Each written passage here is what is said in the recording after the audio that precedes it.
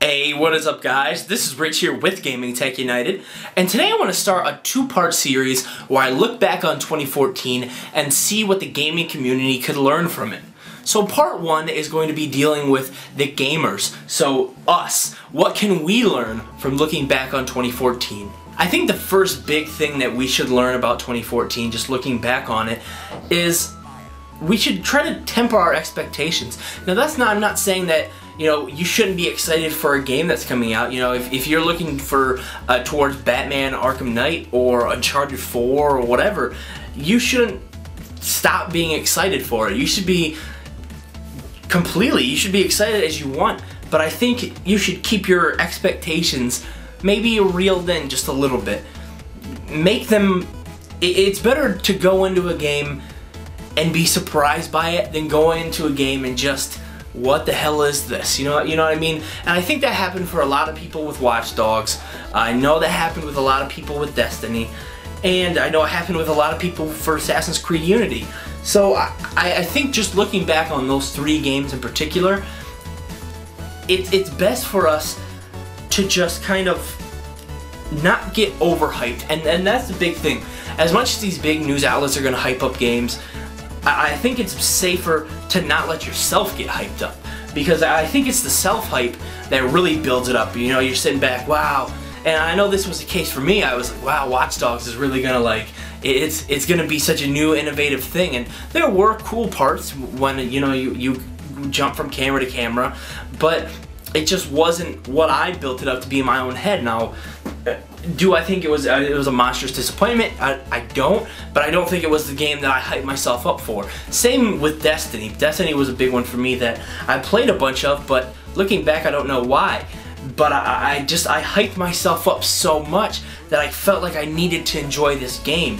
And I think that's something that, looking back on 2014 and seeing the games that are coming out in this year, 2015, I think we all should collectively kind of reel in our expectations so that we don't get burned in the long run. And the fact that I even have to say that kind of sucks, because it's not our job to, constantly get disappointed. But I think it's smart that you make your expectations realistic.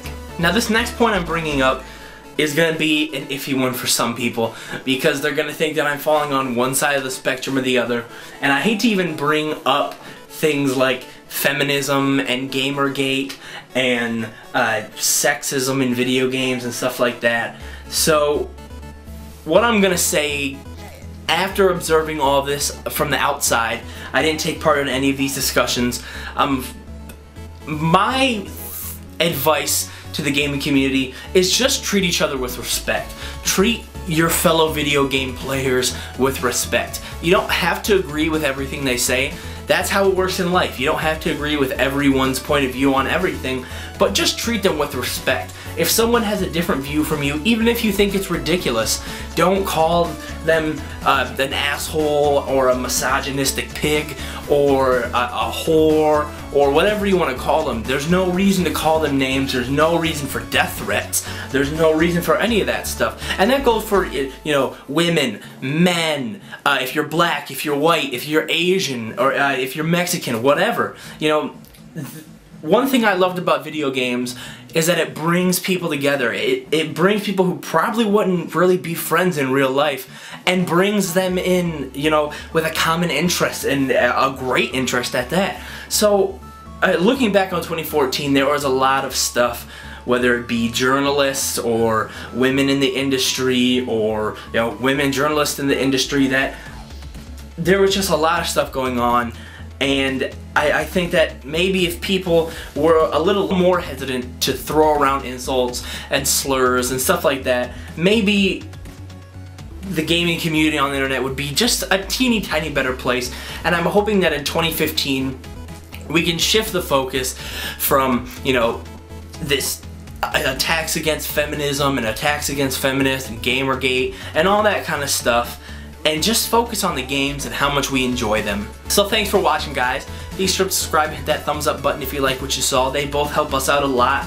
Be sure to hit the comments too. What do you think that the gamer side of the gaming community can do, looking back on 2014, kind of like better? You know, what can the gaming community do better in 2015 compared to 2014? I want to hear what you guys have to say. What do you think about the points that I made? Do you think that kind of reeling in our expectations and trying to be better people to our fellow gamers are good advice, or do you think that I'm just completely missing the boat on both of those? I hope to see you guys in part 2, where we'll be focusing on the developer side and the publisher side, and just the people who create and push out the games. So again, this is Rich with Gaming Tech United. Thanks for watching, and we'll catch you in the next video.